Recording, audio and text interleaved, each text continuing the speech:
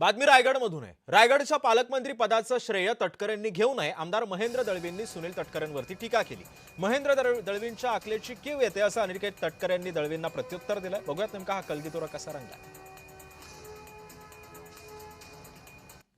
गेले 1.5 ते 2.5 वर्ष उशीर का झाला त्याचं आत्मपरीक्षण त्याने स्वतःहून करावून जनतेला नक्की सांगावं।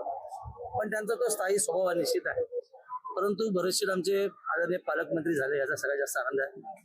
रायगडवासीने जो जनाधार विधानसभेच्या निवडणुकीमध्ये दिला, 3 आमदार आमचे शिवसेने निवडून आले आणि मग आमचा अधिकार निश्चित होता की लढाई आम्ही जिंकलो। त्याच्यामध्ये महायुतीचे सगळे वरिष्ठ नेत्यांचं तर नक्की श्रेय करणं, आदरणीय मुख्यमंत्री दोन्ही श्रेय नक्की आहे।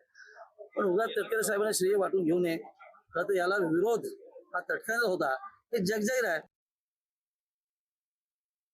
एकंदरीत आकलन शक्तीची आणि आकलेची कीव मला करायची वाटते। खरं तर मी कधी त्यांच्याविषयी किंवा कोणाविषयी मी बोललो नाही, पण ज्यावेळेस थेटपणाने वारंवार तटकरे साहेबांवर हे टीका करतात, खरं तर त्यांनी सुद्धा आत्मपरीक्षण केलं पाहिजे। त्यांच्या असलेल्या विधानसभेच्या निवडणुकीमध्ये किती वेळा तटकरे साहेबांकडे आल्या आणि किती वेळा काय काय गोष्टी झाल्या।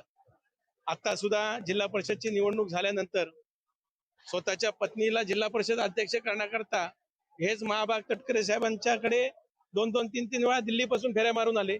त्यावेळेस तटकरे साहेबांचा हे दिसला नाही,